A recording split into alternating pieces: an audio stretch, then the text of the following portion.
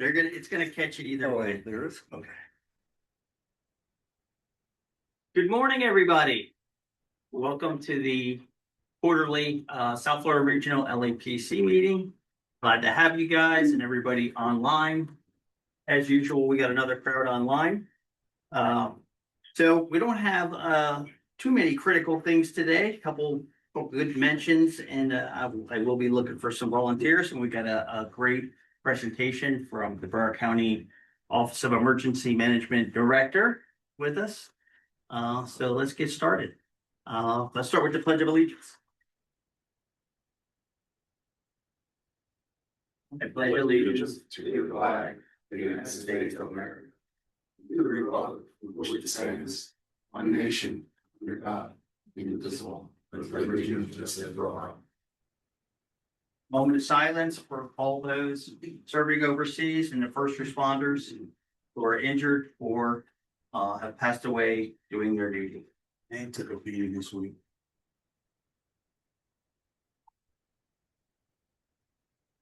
Okay. Yeah, there was that stuff in Maine was Crazy.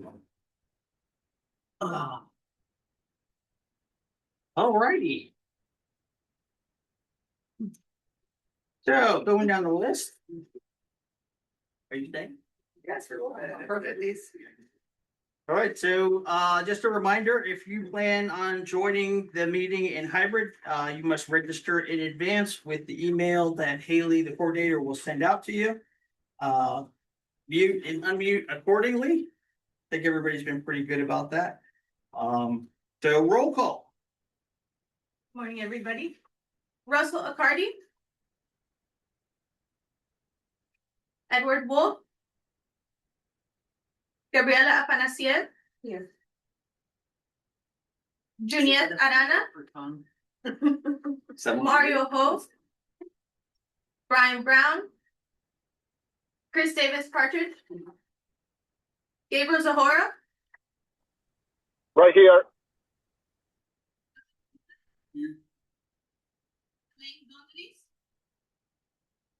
Michael Garcia. Marcelo Garcia. Jose Tovar. Oriana Gonzalez. Present. Josh Green. Tara Wagner. Peter Hamlin. Charles Grigley. Amy Hernandez. Blake Checo. Amy Hernandez here. Yep. Francisco Jacaneta. Crystal Schaefer. Eduardo Koenig. Ali Yunes. Present. Doug LaValle. Luis Valdez. It's November 2023. Craig Mark. 7. Wait. Amir. Yvette McLeod. Stephanie Alami. Mark Moore. Ahmed Navarrete. Carl Sedalco. Jesus Olivo. Victor Roman. Here. Thank you. Caleb Cuello. Darren Ramkison. Present. I'm here. Thank you. Thank you. Luis Torres. Oscar Rodriguez. James Russo. Here. Dan Scarborough. Here. Pete Schechter. You. Corey Squishel. Vince Carlson. William Senishin. Shamila Lutchman. Natasha Stroken. Carolina Rincon Beltran. Marie Sullen. Present. Thank you. Julio Tejeda. Present. Alvaro Donanes. Julio Melendez. Vincent Torres. Caitlin Swapwood. Here. Tamara Turk. Chad Anthony Smart. Hey, good morning, everyone. Jonathan Urtecho. Here. Thank you. Beth Ruiz. Jason Weber. Tiffany Brown Francis. Keith I'm here. Weston. Good morning. Thank you. Good morning. Here. Thank you. Kenneth Yost. Virginia Gallardo. Gabriel Zahora. None. He's on. Thank you so much. So there's Gabriel Zahora right here. Thank you, thank you. there's a World Cup meeting going on right now in Miami-Dade, so it could be that. Their day. I know those Miami-Dade people. So that's the meeting we should have crashed to get some more volunteers for our stuff that I'm gonna beg you guys for in a couple minutes. Okay. All right, so moving on. We need to do approval of the minutes that was attached to your email for the February meeting. So can I get a motion to approve the draft minutes from February 18th, 2026? Motion to approve? Motion to approve. Motion. Seconded by Peter. Any discussion? So approved. I love to use my little gavel. Any excuse to use the gavel. Filling the vacancies. I think we've got a couple of changes. Tamara Turk, member, to Jonathan Urcheco as alternate for Baptist Health.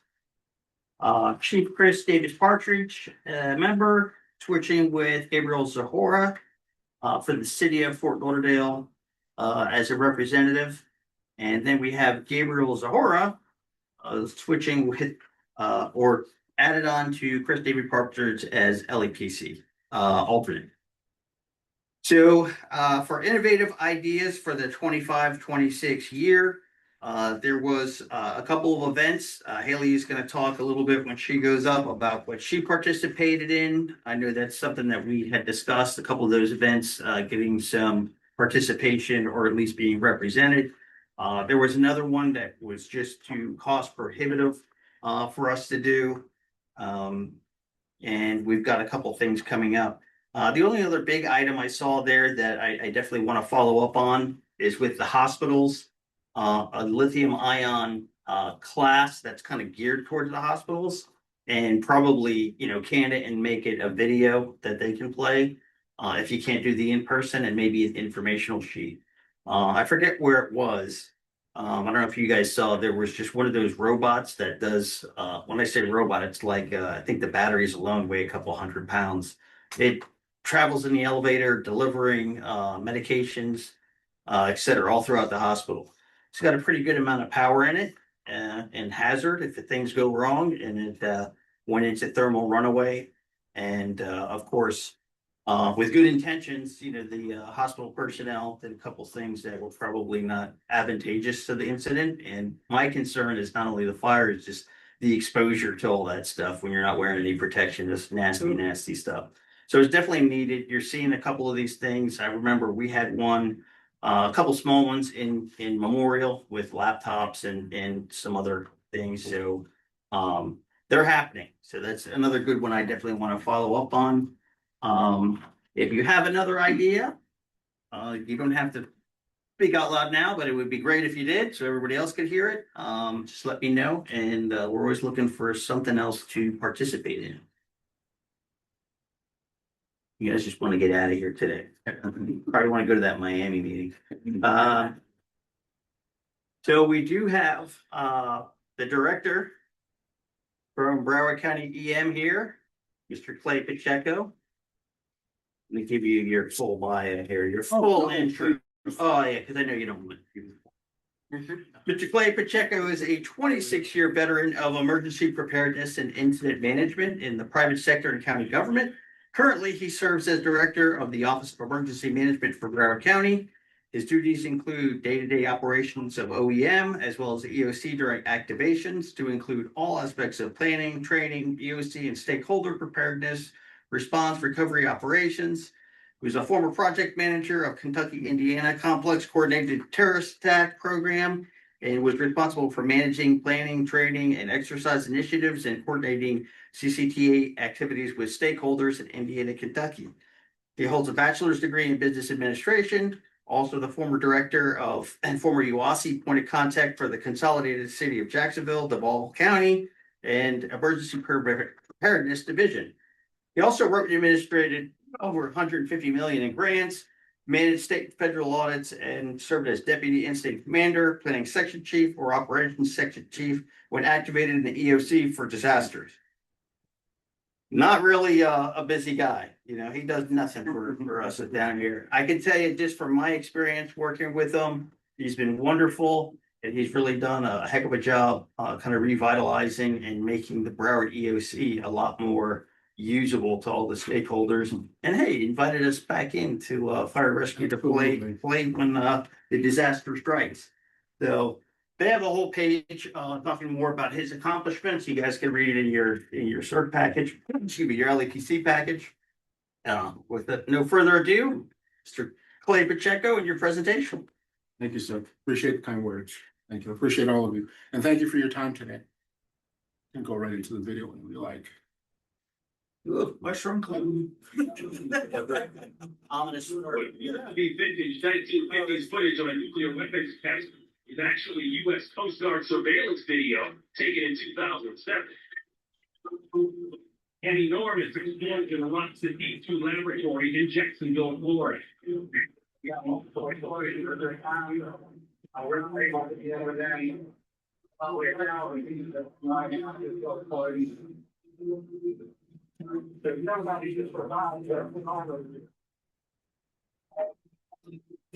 The initial explosion is so powerful that pieces of machinery are sent flying and land several blocks away. The force of the blast actually bends and tears the walls of a nearby factory. Videos from adjacent buildings illustrate the magnitude of the explosion. Businesses within 300 yards of the T2 labs are ripped apart. A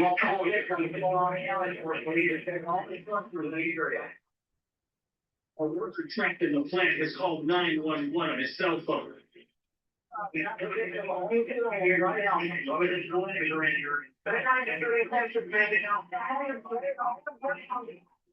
There are 4 fatalities. 33 other people are injured. The man on the cell phone is rescued and survives with 2 broken legs.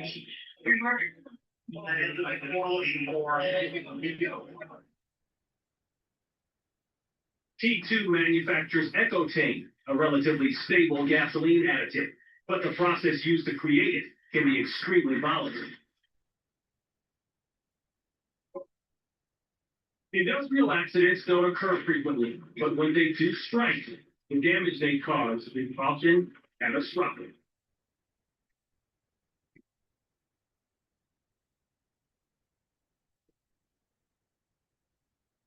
Yeah, that was a bad day.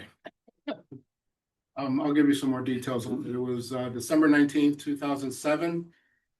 I was a heavy smoker back then, so I was on the roof of fire rescue smoking, and I heard the explosion and saw a mushroom cloud. We really thought it was a nuclear detonation. That's what we thought initially. I happened to be duty officer that day, so I haul ass over there. And you can put up the PowerPoint whenever you get a chance. And next slide, please.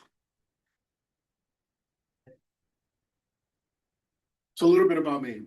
That was Jacksonville, Florida. I was a civilian division chief there. I had Homeland Security, emergency management, and hazmat folks under me in our division working incidents. But one of the things that I really believe in to this day, and I'm starting that initiative here in Broward, is utilizing incident management teams. And one thing we did at Jacksonville, which really set the standard back then, it didn't exist. We created a local incident management team, fire, police, EM. We even had electrical authority, finance folks, procurement folks, IT. I really made it our point to get all the planning, training, exercises, and equipment that we needed. And what I mean by that, in my bio, Chief mentioned that I ran the Urban Area Security Initiative that many of you are familiar with. Back then in Jacksonville, we were getting 5 to 9 million a year. You can do a lot with that. And we decided and made a conscious decision to, buy a mobile command unit, 53-foot trailer. We had equipment, we had training, we put money in to travel to other people's incidents to actually learn how to do it. So as you see there on IMTs, we did a bunch of stuff. Hurricanes, floods, of course, wildfires everywhere, thunder over Louisville. My team, we did several chemical derailments for CSX. We had a big garage collapse 2 weeks after that explosion. We call it the December to Remember. We had a big search and rescue mission, got to work multiple inaugurations, Super Bowls, and stuff like that. But where that makes a difference is I took what we did in the field and actually implemented it in our EOC. We were the only EOC in Florida that actually used straight ICS in the EOC. There weren't any emergency support functions as you know it. And it really made a difference because the same team that was in the field doing all this stuff was in the EOC when we had, Hurricane Faye come through, and it's a well-oiled machine and it really makes a difference. So we were the only EOC doing that. I sort of worked and consulted at other EOCs. Started my career in Miami-Dade as an operations section chief, but I got to work in DC, a lot of those big national special security events, Cleveland, New Orleans, and Osceola County. I worked there for a while. But the point I'm making is that's what I'm trying to do here in Broward. And I'm going to reach out to all of you on that. We're developing incident management teams here, inviting folks from throughout the region.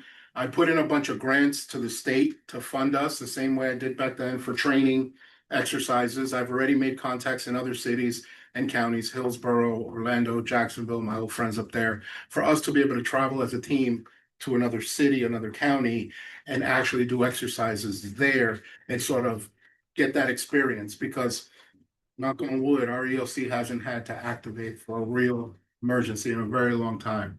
And it's one of those where it's the reps that make the difference. Something I'm implementing with my team is quarterly, we're going to go in the EOC and we're going to implement the planning P and sort of go through that whole process for different hazards and sort of come up with a playbook where the day we do have, a huge chemical derailment or something, we already have a lot of that stuff figured out. Next slide. Thank you. So you saw the video. As I said, I was on the roof smoking, saw a mushroom cloud headed over there. Really interesting. Some of you may have recognized the voice on the video. Has anyone had the opportunity to work with Marty Centerfit at all?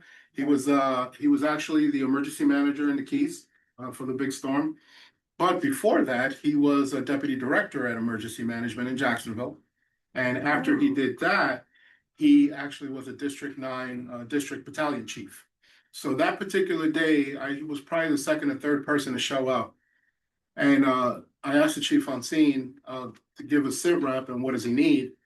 Who comes running in civilian clothes, jeans and a t-shirt? Marty Centerfit.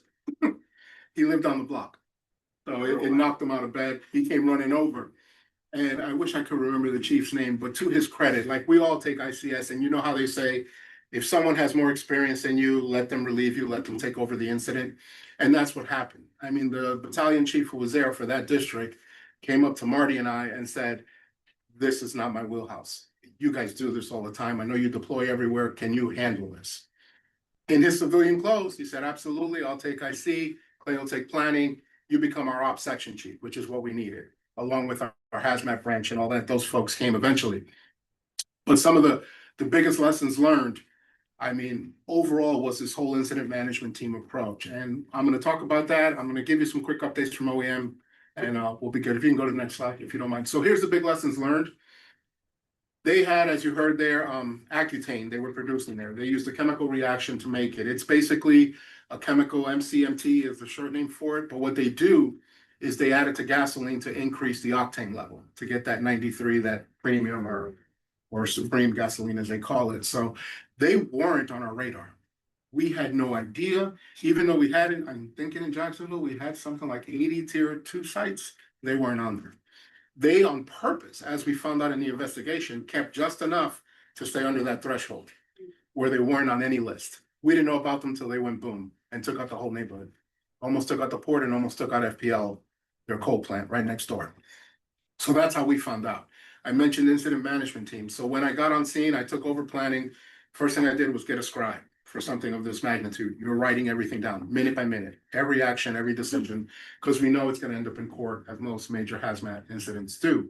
I called our incident management team.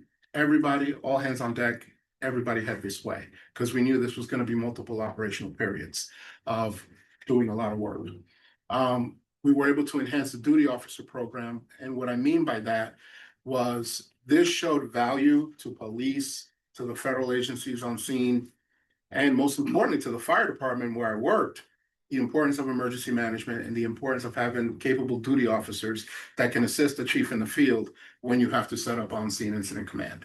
Everything from helping them put the org chart together, calling in the right personnel, the right hazmat teams, the key leads, put those positions, sort of like a chessboard, and really working on that. So it really made a difference. The other thing was incident action planning.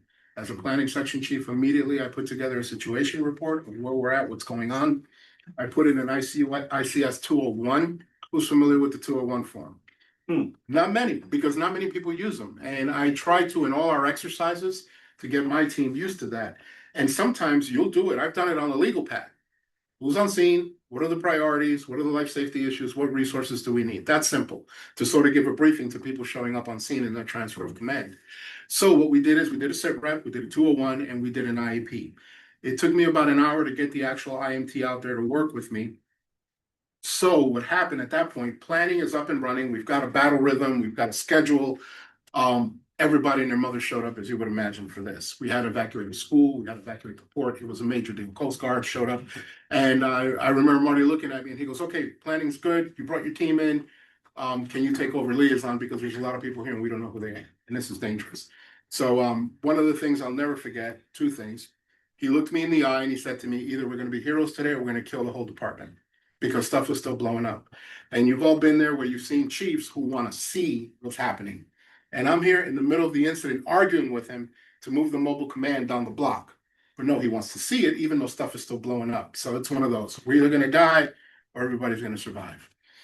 But the key role for liaison, I had literally the men in black show up. Has anybody ever worked with the U.S. Chemical Safety Board? So these folks show up literally in a black Tahoe, in suits, and I'm like, who the hell are you? And oh, we're the U.S. Chemical Safety Board. I'm like, get out of here. You have nothing to do with this. So I'm kicking them off the scene. He hands me a card to the White House. He goes, give them a call. So I had a friend who actually worked at the Situation Room in D.C. I call him, and I'm like, hey, these dudes are here, U.S. Chemical Safety Board. Who are they? He goes, oh, it's their jurisdiction. He goes, use them. It will be the best asset you ever have. They will come back. They will do an after action. They will do videos, mock modeling, everything. Like, okay, sure enough, they weren't kidding. These guys came on scene with us, helped us figure out what chemical was there. They came back and did an actual, and I'll send everybody the link for that, a mock video of what exactly went wrong in the chemical reaction, that level of detail in the investigation. They were incredible. If you ever see them, steal them, work with them. They do a great job. They're free. That's it. Tied to the White House. Never knew they existed. So it was quite a bit of lessons learned, but it terrifies me for all of us that we have a T2 Labs here in our county or in our region that has something very dangerous, but just enough where they're not on the list and they're not on our radar till they go boom. So I really wanted to share that with you. Any questions on the explosion or the response?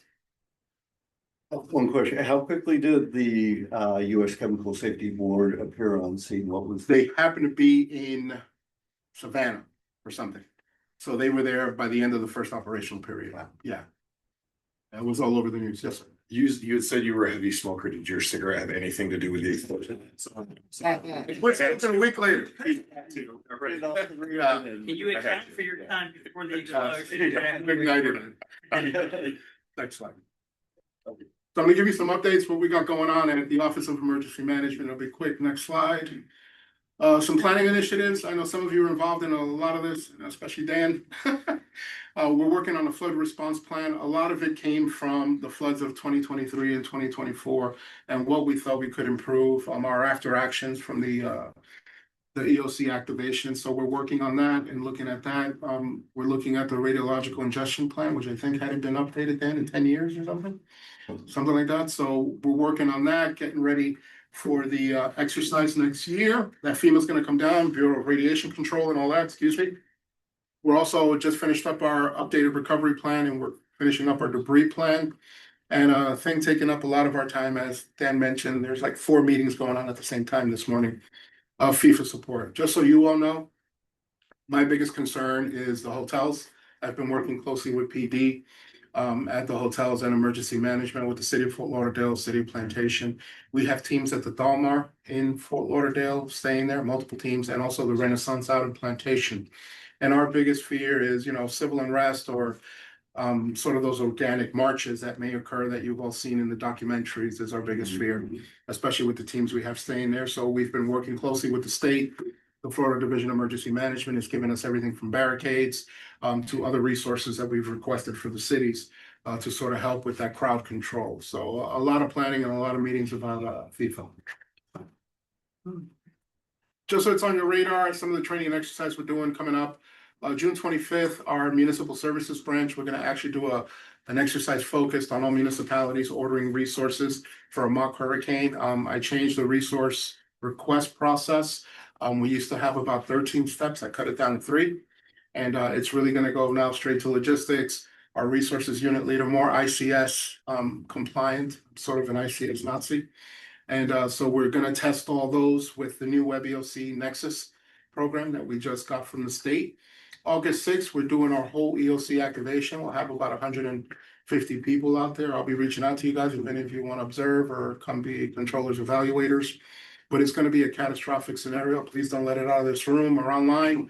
We're going to have multiple terrorist attacks in Broward County, including something we haven't done before, a radiological dispersal device, and really dealing with radiation and what are we going to do. So that's going to be a big one. And then we're starting to plan really soon is a full complex coordinated terrorist attack in Broward, full scale. We're going to do that probably at the Panther Stadium in March of next year. And the key there is going to be improvised explosive device, active shooter, vehicle as a weapon, all of the above. I'd love to transport about 80 folks to hospitals. And the other thing we're going to do is open a family assistance center, which were my priorities for last year. Is I rewrote the terrorism plan and I wrote a new family assistance center plan. So we're going to test that full scale and actually activate a family assistance center. I want to run 100 volunteers through there with different scenarios and scripts, but that'll be an all-day, movie event, blowing stuff up, simunitions, the whole 9. So you guys can't miss that one. Is this, I'm sorry, is this an invite only, or is this people can show up and observe, or? It'll be an invite, but I will send you an invite and you guys just let me know. We're going to set up a website for it where you can register and all that as an observer or whatever you want to do. And that way we'll look out for you. I'll send it through her. Yes. Awesome. Send it to the whole. Awesome. And some training we have coming up. I'm sorry. Back one time. Just if you're interested, I talked about ICS. I talked about position specific training. We have a couple of really good ones that are very rare to come around. If anyone's a strike team or a task force leader, we're having that coming up in a couple of weeks. We have the finance admin unit leader coming up. And I know Josh, who's probably on the call, he sent out a bunch of cyber courses that are going to be in Fort Lauderdale, a whole series of them. So if you want to send them to your cyber folks, please do. They're going to be happening all throughout Broward. Next slide. Just want to give you a quick update on grants and funding. I was up at the Capitol lobbying on our behalf for money and for support. As you know, there's a couple big initiatives happening. They did the redistricting, but they were doing a special session for budget. And we're looking at all that, especially that HB 1362 you see there. That House bill got signed into law by the governor. It's going into effect. If you're not aware of it, every county in Florida has to cut 10% of their budget and post it online for everybody to see. So actually where I'm running from here, I have my budget presentation with my 10% cut. And that's law, so everybody's doing that. Not that we're cutting 10% yet. It's all going to come down to what happens at the Capitol in regards to property tax. Many of you, that's on your radar. What it will do will decimate everything we all do here. It's, at least in Broward, probably 80% of our ad valorem is our general fund budget. It would definitely change the face of not just first responders, but also emergency management and every division across the board. So that's something we're watching. Another thing we're lobbying heavy with, was anyone able to see the FEMA Review Council virtual meeting? So they have all these recommendations. I've been sort of working behind the scenes with Mayor Castor in Tampa and Kevin Guthrie, the executive director of FDEM, sort of presenting our needs for grants and why we can't have FEMA change what they do in regards to emergency management performance, the Urban Area Security Initiative that I know funds a ton of hazmat stuff. for us throughout the region. Also, the State Homeland Security Program, which funds the hazmat teams throughout the state. Also, so it's one of those where we're very nervous that a lot of that funding stream will disappear, which will instantly destroy our capabilities across the board in hazmat, emergency management, fire, police, everything across the board. So that's something I'm working a lot on lobbying behind the scenes, and we'll see what happens. We haven't heard anything yet. A lot of our projects, I know many of you submit projects to the Urban Area Security Initiative and State Homeland Security Program. They haven't even released fiscal year 25 yet. So we're waiting on all that money. Part of that incident management team money I talked about to travel and train and exercise is part of those projects too. So we may see a lag in getting money to our hazmat teams because of this. But the good news is I heard California sued the federal government about this and actually won. So there's precedent. So I'm hoping states all get together and start suing the government for them to release the funds. But that is to be determined. We shall see what happens. And last thing, we're doing our transition. We're still not there yet. As soon as we are, we're offering a bunch of training. If anyone, who comes to our EOC wants to get trained on Web EOC Nexus, you can reach out to me and I can give you our training schedule. And that's pretty much it. This is better than the last version. I haven't played with it yet, to be honest with you. They say it is. They say it is. I know when we've used it, because the state's been using it for years, it works great. And they were doing, for example, for Milton, there were certain counties like Pinellas doing 1,000 resource requests a day for Milton. It worked really great. Used it at the airport, but that's about it. Right. And thank you for your time. Any questions?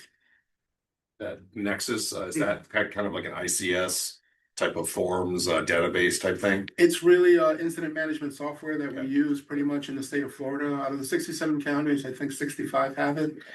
But it facilitates doing our IAPs and our sit reps and gathering information from all the folks in the room. I don't know what the policy is at the county level, but I was a private entity and they gave us access because we were a stakeholder partner.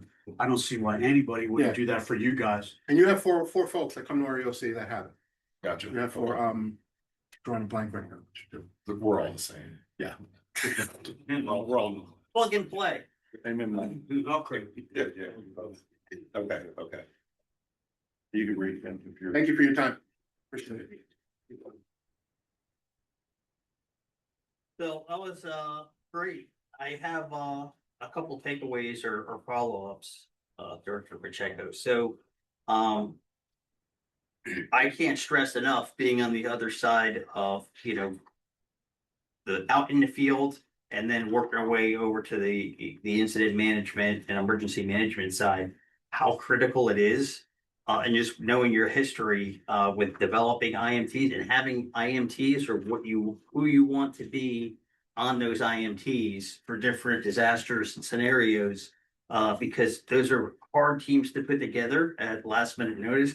You could always have the template and then just do minor changes here and there based on, the incident and how long. But that's huge that you guys were doing that. And, you say 2008, you guys were one of the only ones doing ICS and EOC.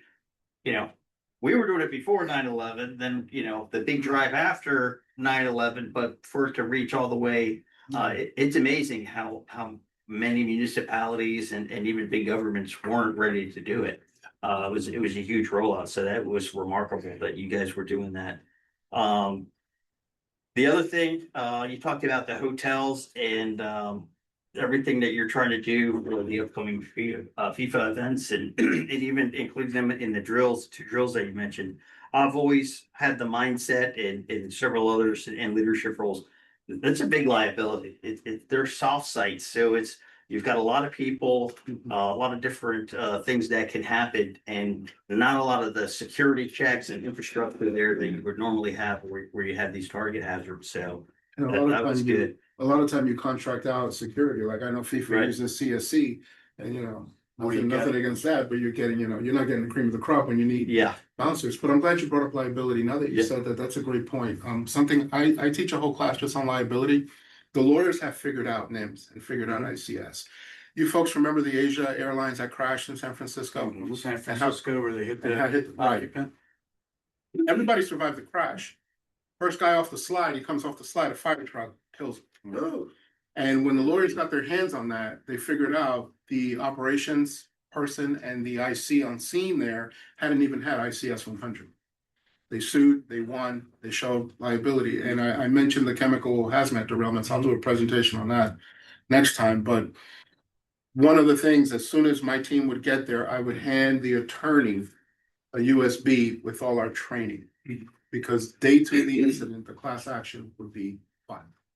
That's something I think we don't pay enough attention to, that the day something goes boom here or something really bad happens in regards to hazmat, the lawyers will be all over it from day one. And one thing they're gonna look at is who you sent to the scene, who's the incident commander, who's your command staff, and what's their training.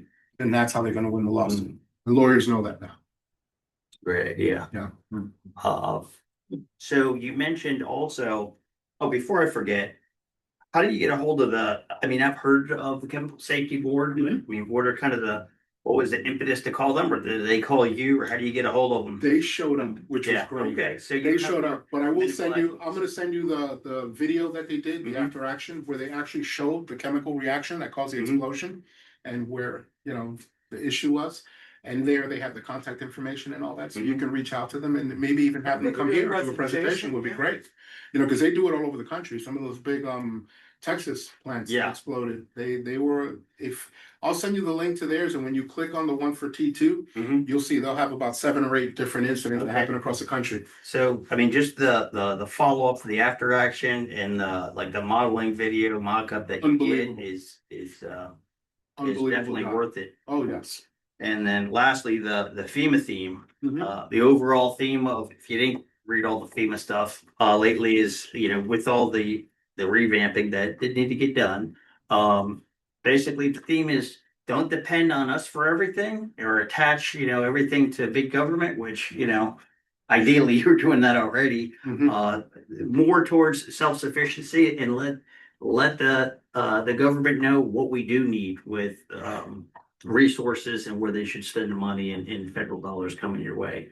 Identify your needs. Identify your needs, if I may too. The other thing that's really scary that all of you need to know is how we may need to be totally self-sufficient. Yeah. One thing that's happening right now, when I was at the Capitol, I was talking to, our state representatives and our state senators. They had no idea that FEMA owed the state of Florida 2.6 billion. That much? That much. On the hook. Gets worse. My friend who runs the state of Tennessee, they're at about 4 billion. They have one waterway debris project that took out a bridge that is like 400 million alone, that one project. And so North Carolina also. Yeah, Carolinas are way up there. Way up there. Debris alone, I think they're at 2 billion, just in debris. And it's one of those where this is a trend. We don't have any stability, as you all, I don't know if you were paying attention, but the FEMA executive or acting in the role of executive, they have some weird titles, just got fired for the 3rd time under the same administration. So, yeah. Same guy got fired 3 times? 3 times. It's pretty hard to do. But he did. Wow. They brought him back. He said something they didn't like. The previous time he got fired because he said FEMA needs to exist. FEMA needs to provide overall, guidance to the states and financial support. So they said you can walk out the door. They brought him back and they fired him, I think, a week ago. Like a week ago. So yeah, so it's really scary as far as what I think about is how many cities could be bankrupt like that. In debris alone.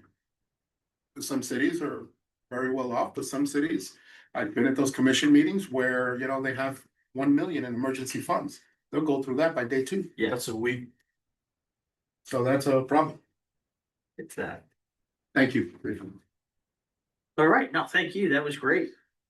And we'll definitely take you up on presentations. We like to attach a presentation, especially when we can have something that's as relevant as that and keep everybody interested. A pleasure.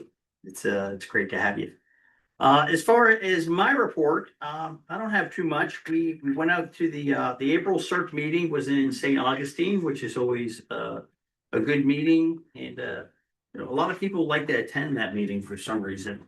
In sunny St. Augustine when we do that. So, the hazmat assessments that I discussed the last couple meetings, the reassessment of all, not just hazmat, but of all the special operations teams, was received overwhelmingly well received. It was a lot more comprehensive than the last one. It's a real benefit to the local municipalities, so they can truly identify their needs. And it gives, now that it's budget time, it gives those chiefs and department leaders, some weight to put behind their budget requests, where they fall deficient. One thing that did happen was they started also a pilot program to assess your drone team. And the K9 teams got switched to, now it's called animal search and rescue. I believe we only have one, but there's another animal that they're using for search and rescue nowadays. You guys know what it is? Truck company guy? That's a good one. Yeah, they just feed them crayons and they come out. Actually, it's an otter. It was a new one for, because I had to ask in the meeting because I'm sitting there and I'm thinking, what other animal? And I'm going through my head, I'm missing like 5 minutes, and I'm like, all right, I'll just have to ask Matt after the meeting. So they're using otters. So the state of Florida, one of the sheriff departments, I just looked it up online, and you can find a bunch of different videos and articles about it. His name is Splash. And what they do is, think about, they can smell underwater, right? So they bought this thing to blow bubbles underwater and then inhale them again so they can get scents. So it's solved like a couple old crimes, this and that. So I don't know who came up with that idea, but that's a pretty good one. So yeah, that's why the name got changed in Florida. Cadaver. Yeah, cadaver also. So yeah, so that's keeping things interested. So I figured that'd be a fun little fact. But I can tell you, just working closely with Scott Chappell, who works for the company that did the assessment, also a huge player in the state of Florida, retired from Marion County and the state. Definitely was the right people to put in charge to get a real assessment done, and everybody couldn't be happier. And it's just going to get better from there. It was definitely well needed, and they put a positive spin on it.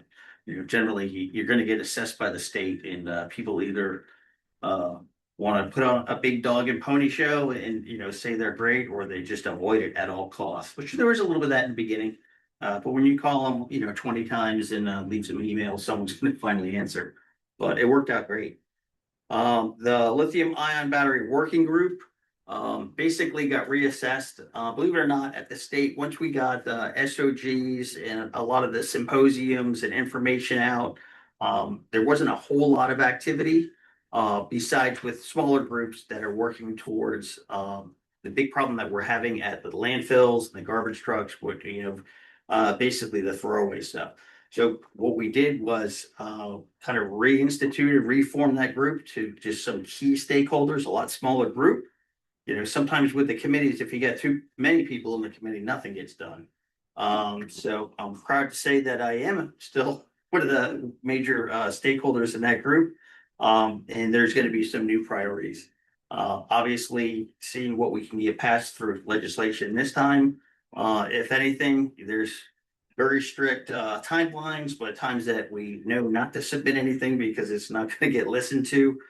So that's one thing. And then really the cradle to the grave, the whole back end I'm seeing from EV manufacturers down. When there is a problem, people not knowing what to do with the batteries, or before there's a problem, we have the problem of people throwing the batteries in the trash and then, causing big problems for the garbage trucks and landfills.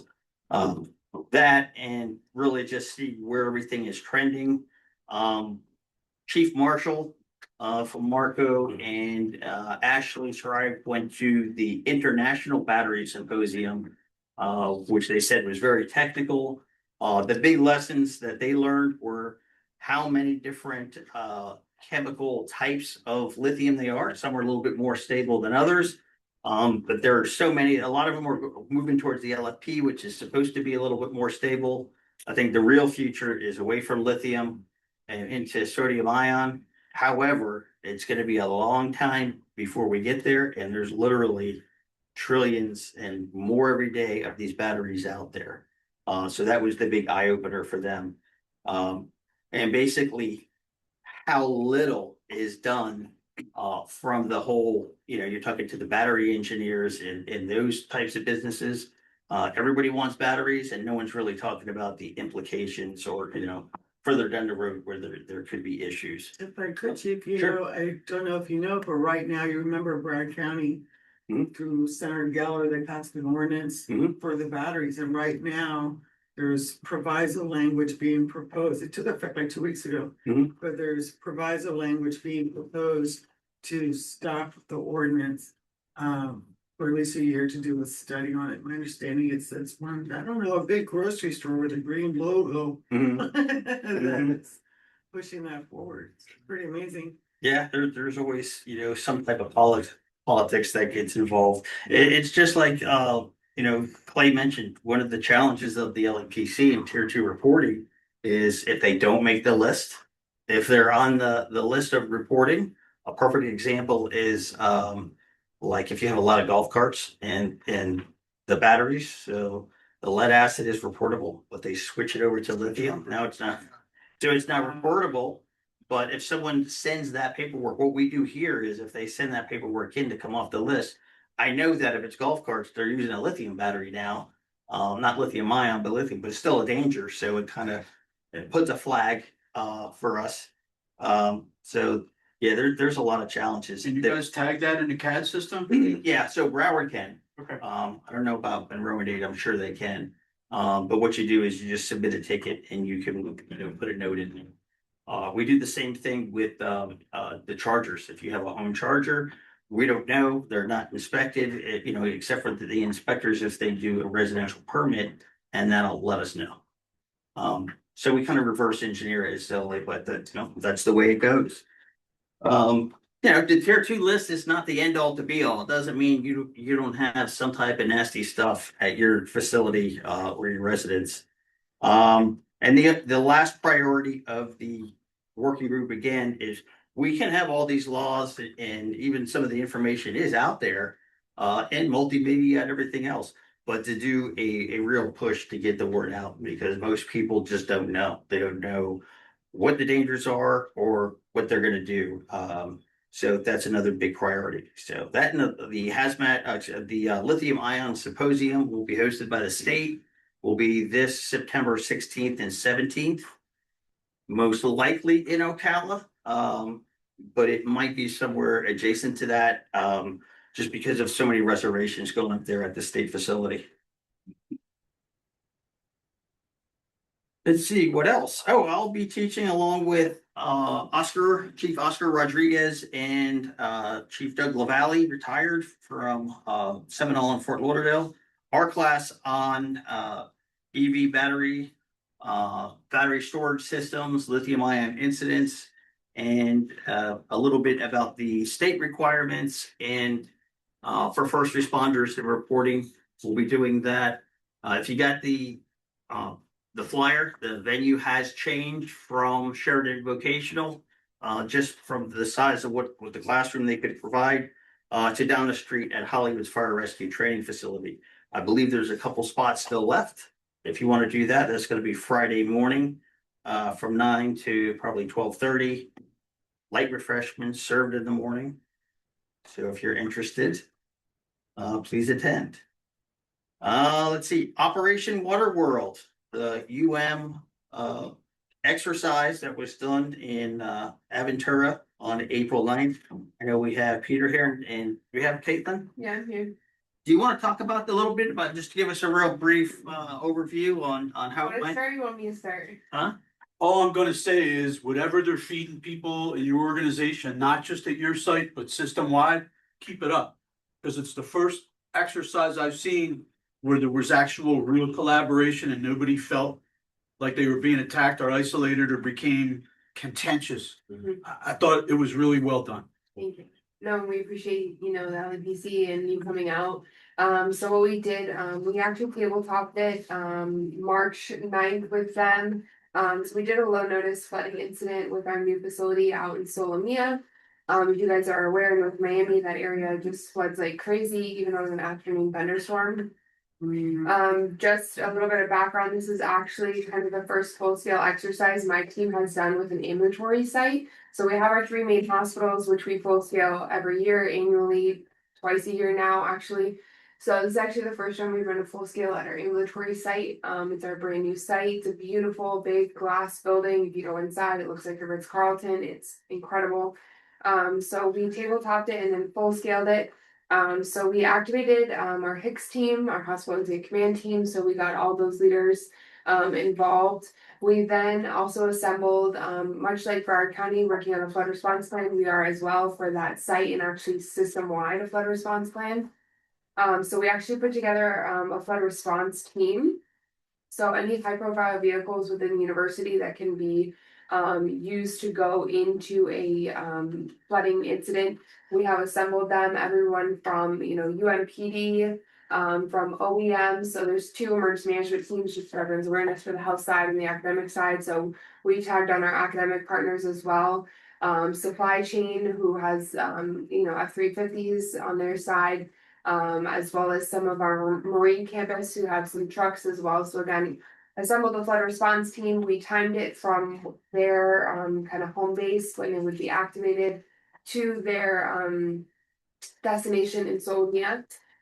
We then ran paper patients, and the hospital or the ambulatory surgical staff did paper patients with EVAC 123. That system actually proved to be very useful and beneficial. We've always trained on it, and this is actually the first time we put EVAC 123 into a full scale, and it proved to be very effective. The only thing we found was you can't use pens when you write on the tags. You've got to use permanent markers. So we did paper patients, evac'd them to a holding area, and then we actually ran the flood response team to a holding area. So we partnered with a Publix down the block that we would kind of do our family, a little bit of family reunification and get our patients who could not evacuate themselves. We would have them staged there and picked up, whether it was Uber, family, or picking them up. So we actually ran the paper patients. Again, you can only take as many passengers as you could take. Yes, they're paper, but they're still passengers in your car. Ran it, timed the whole thing. We had incident command, do resource request, everything. We start to finish. We actually scaled them from like 9 a.m. but maybe 7:30 a.m. we started the calls with them, and we kept them there till like 4:30. So not only our first full scale, but I would say an all-day full scale. Peter, anything to add? Peter and some other of our local stakeholder partners were able to come and assist. It's really nice because the facility is like, this will never happen, why are we doing this? You kind of get that in the beginning, and then they come in and we have people like Peter, we have people from NWS who was there, Rob Garcia came, did a nice spiel, and he's like, this can happen, and actually while we were preparing for the exercise, this like monstrous cloud came over at 8 a.m. It was beautiful. I have a great picture of it, and I'm like, guys, look, literally just look. So a lot of lessons learned. That was the first time that staff had run through incident command, but it was a great success, not only for my team but the facility. Anything to add? No, I mean, it's the same as anybody that does an exercise. They really ran through it. Everybody really played the role. It was kind of a multidisciplinary approach. They had security people, they had PD, they had medical staff, docs, they had housekeeping people. They looked at this from all 8 sides of the box, and it was really well done. The same mistakes that everybody else makes, they picked too small a place. Right on that glass. That glass is a great status board. Just don't let the facilities guys see you do it. Yeah. And use your advantage. You guys have cameras everywhere. Got to get the security, got to get you that access so you can see it in your EOC. Because if you can look at video, what's going on, you have that awareness that people want from being there. Yeah. But no, I thought it was really well done. No, we appreciate the partnership, and Thank you for the opportunity. Of course, anyone, a lot of you here know you help, and you're always invited to our exercises. We do some fun stuff, but again, this was monumental for, not only my team, but for the facility as well. So very happy with how it went, and I sent you guys some pictures, I think, right? yes. Okay, as long as I got them to you. All right. Yes. I wasn't there for this exercise, but I can say, just from prior exercises that UHealth definitely puts on great exercises, some of the best exercises I've ever been a part of. So if you ever get the opportunity to observe or participate, definitely do it. They found a plane once to simulate a plane crash in the middle of the UHealth campus, and just the buildup, all the planning that goes into it, and the cooperation, the coordination, it's excellent. So you, Vince, the team out there consistently do a great job. So Appreciate that. I think kind of this year we just did a functional, we're focusing on nighttime. So we always exercise our daytime staff, and now this year we flipped to nighttime. So we did a functional with our MCI, decontent, set everything up, kind of did a walkthrough. Now we'll sit down, we'll do a tabletop with nighttime, which again, we have not done. So again, monumental for us. And then we'll actually full scale, and I'll reach out to you all. In October, we're gonna full scale a nighttime, so it'll be like 8 p.m. to midnight. Exercise, we'll run an MCI on the night shift, so that's exciting. So again, really monumental year, 2 full scale exercises, and we're exercising our ambulatory facilities and we're exercising our nighttime staff. So 3 big things we wanted to hit, we'll do this year. Thank you. Very good. Yeah, it was a great phone calls we had. I was upset that I couldn't go. I was marked up, ready to go. We had Peter go, and then I'm looking at my calendar. I'm like, oh well, I'm going to be at that state meeting. So that's and I'm glad that Peter brought a support team with him. So Yeah. Yeah. The That made people up I for it. brought benefited too. The gentleman that was there runs a really big marine engine service facility in Fort Lauderdale that floods all the time with like hundreds of people on site. So it was very helpful for him Yeah. to observe that. See, man, thank you. Definitely, yeah, it's more and more those afternoon rain showers are getting to them, so it was really important that we got them up to speed on a flooding incident over there. A lot of low profile vehicles out there in Solomia. But It's a beautiful facility it's a too. beautiful facility, and again, they bring their low line cars, and if it were to ever flood, they're gonna have some issues getting them out, so. And the big thing that I liked, I know I already told you, but just for everybody's sake, when choosing, if you're doing the whatever's driving the exercise, that's not one of those, well, what if?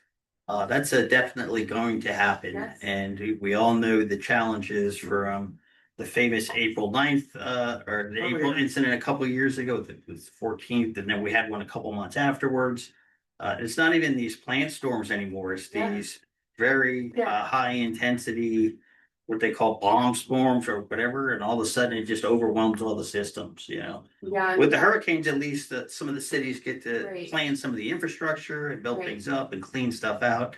And that's usually not the case when this other stuff We happens. brought it back to US, like I said, Robert Garcia was there, and he was a big proponent of really, driving that message home that this is going to happen, and we're gonna have a 25-30 minute notice, if that, and it's going to drop a lot of rain on your facility. So it's gonna happen when your ORs are active, of course, when they're full, when you're at peak, patient census. So again, that those outside entity stakeholders and partners are really critical. We love bringing them in. It gives, when your staff hears it from you, they're like, it's your job to think of worst case, but then, kind of when I have the army behind me, all those different specialties saying the same thing, they're like, okay, maybe they're onto something. So it's nice. Good stuff. That's why I wanted you to definitely talk about it. Definitely worthy. Vice Chair Brown is stuck either at commission or city hall doing some budget stuff. It is a budget time of the year, so fun for everybody. So he was just gonna talk about the training center prop, which I'm not sure if that's gonna go to Hollywood or one of the other 4 hazmat teams in Broward, but it's accessible for everybody in the region.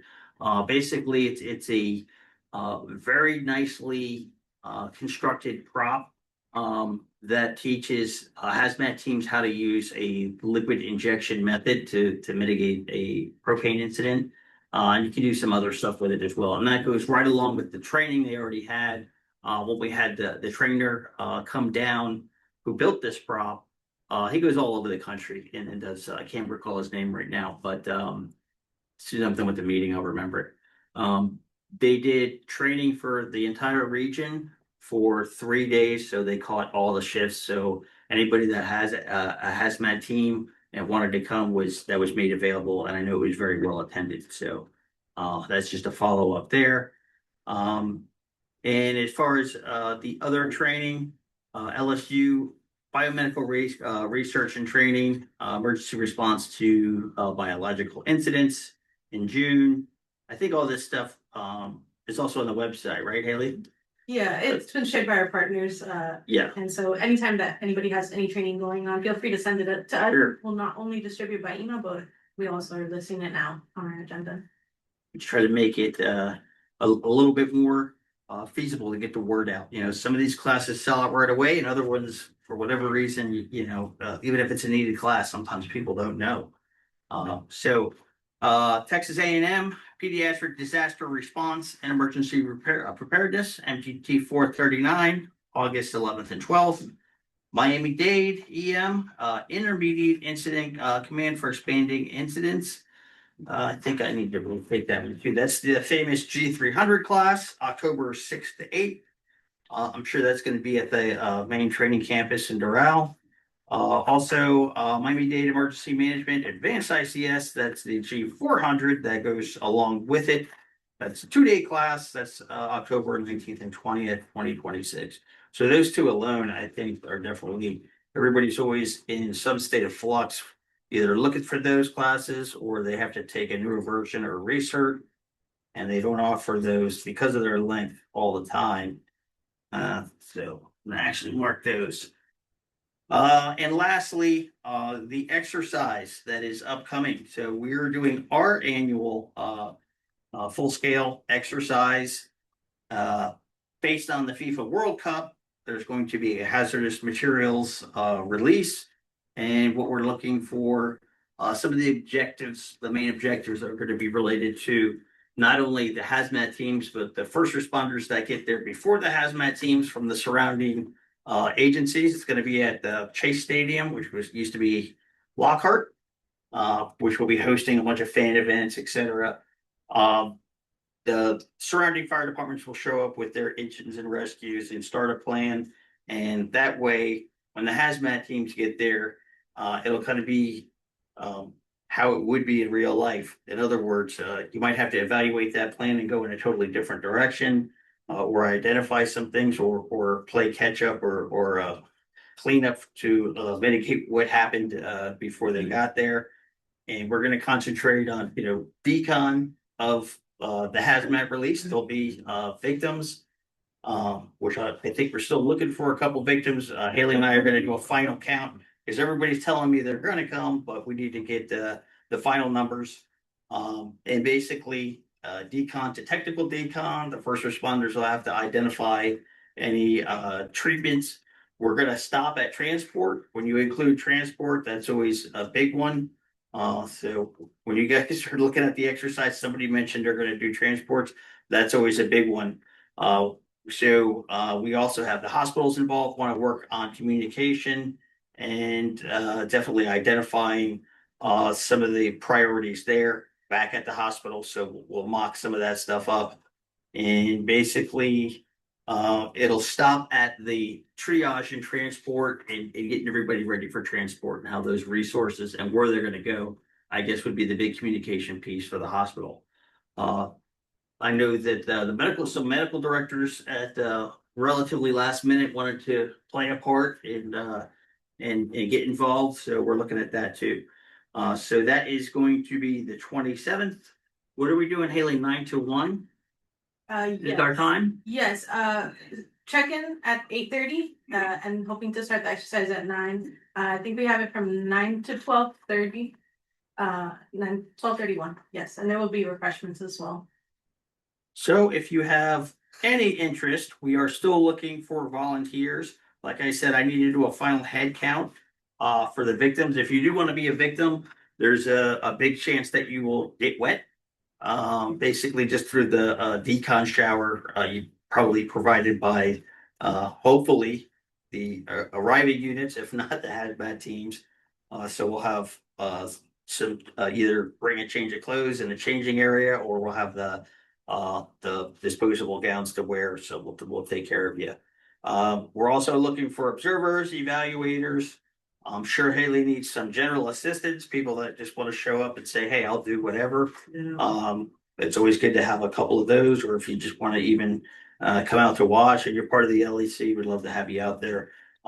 We do have a big area for this drill, so we didn't make that mistake, but the Lockhart Stadium gave us a large area to use out, some parts of the stadium, which we don't need too much, but a large area to do what we need to do.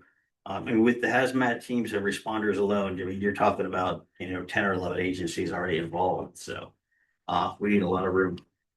So that being said, give Haley a call or give me a call.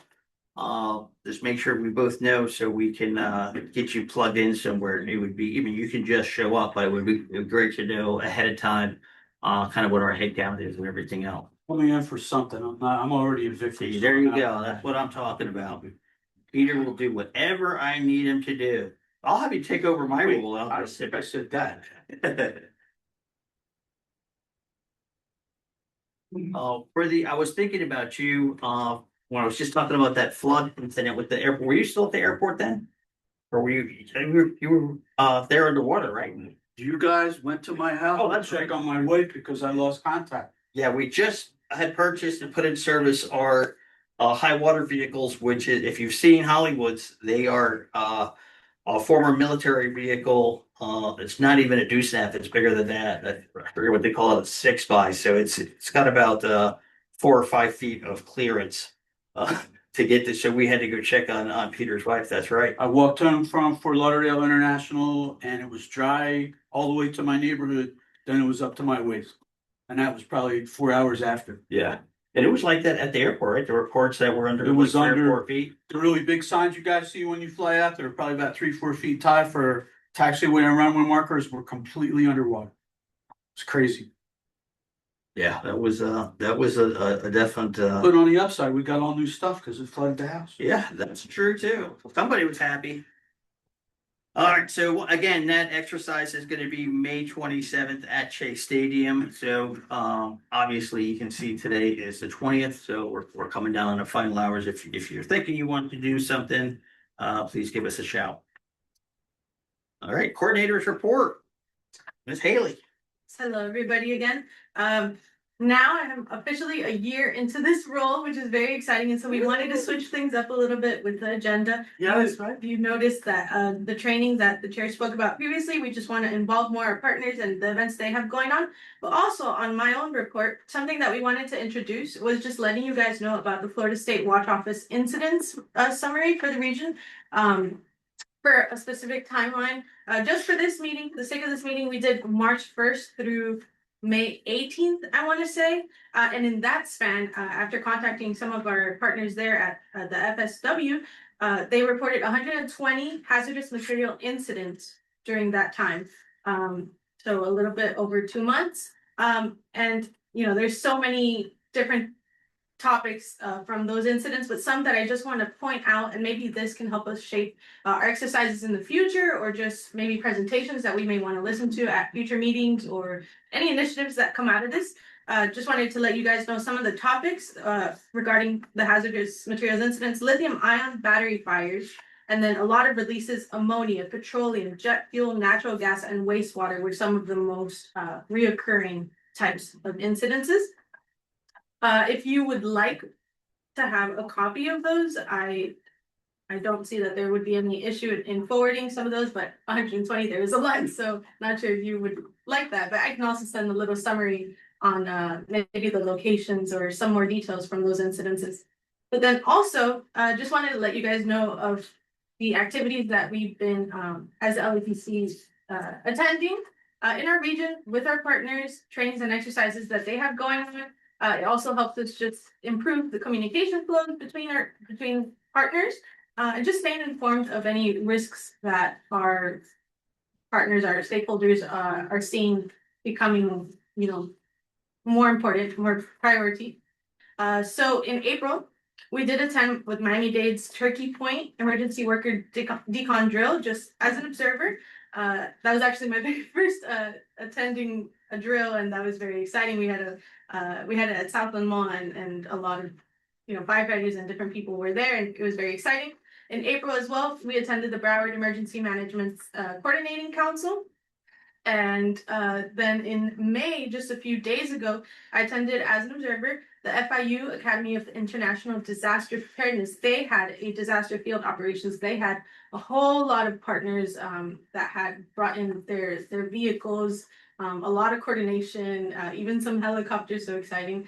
So that went on. And then just on a monthly basis, we do attend, the chair and the vice chair sometimes as well. We attend the Fire Chiefs Association of Broward County Special Operations Subcommittee, which was instrumental in trying to map out the concept for our own drill next week.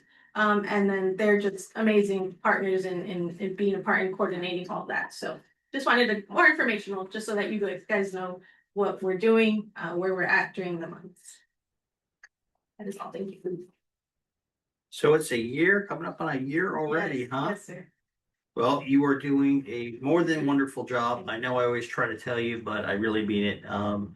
We've always been very active, but it says something when the representatives that we report to from the state are very impressed and overwhelmed by some of the stuff that we're doing and getting involved with.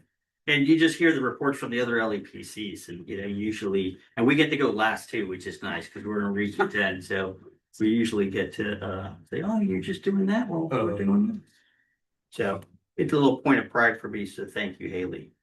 I know you spend countless hours on a lot of the stuff that is just a bullet point here and there. So there's a lot to it. Let's see, member comments. Does anybody have anything that they want to talk about, ask about, and related to anything that we said, or any kind of public interest or good and welfare that they want to bring up? I just want, sorry. No, you Okay, I just want to introduce Tanya Romero, who is our department's new Seaburn planner, who will eventually will be the primary contact for the LEPC with our department, and I'll be the alternate.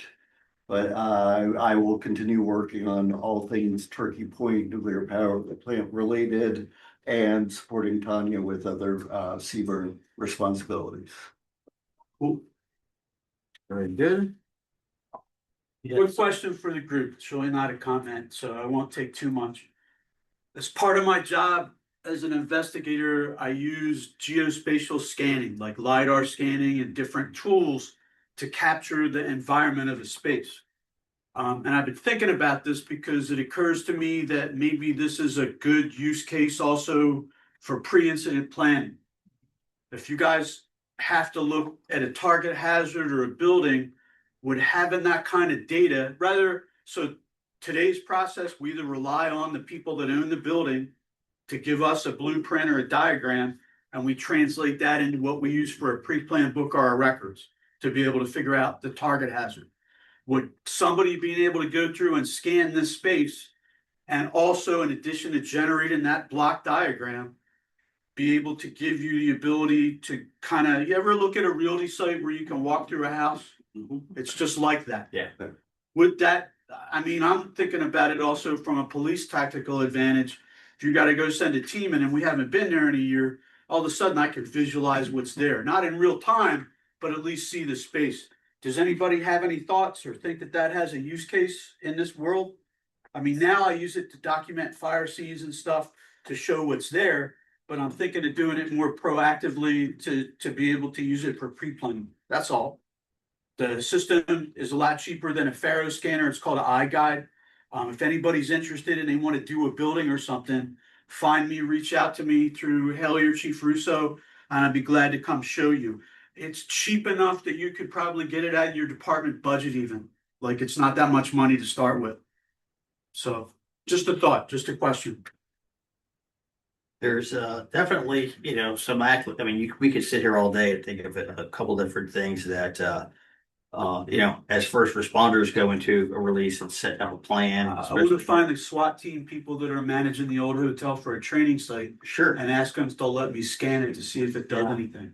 The only other thing, I would say just to consider is, especially on the PD side, they're using I mean, they're sending drones in houses real time Right. and everything else.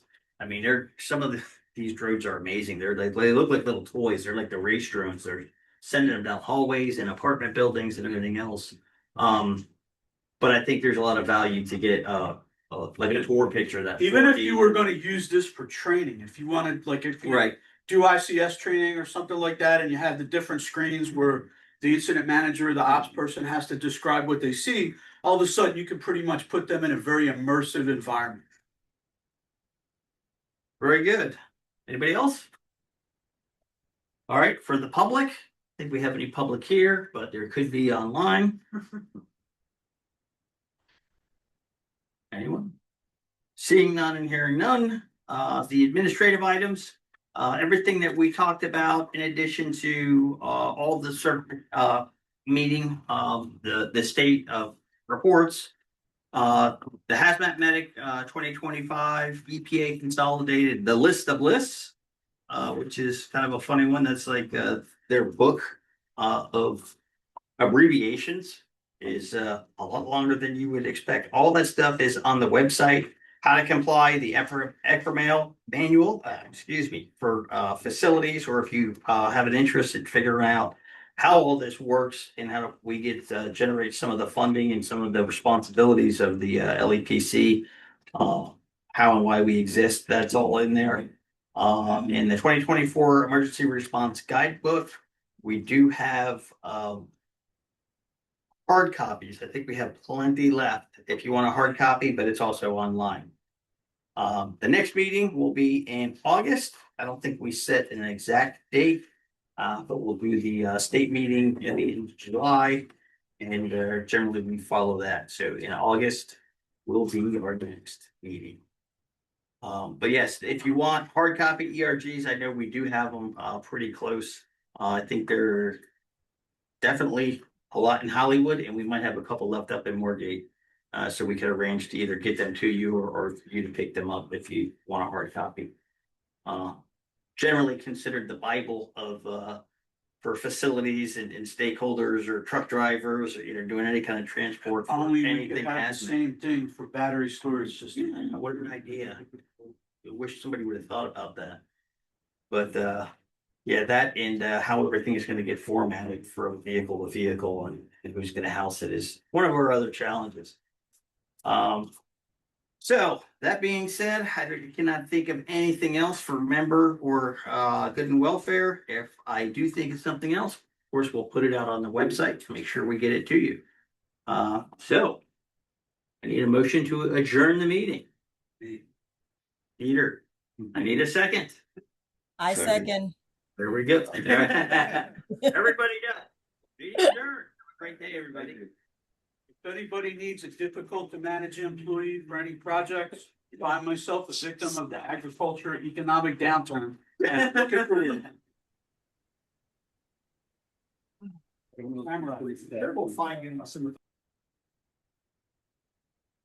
Have a good one, everyone.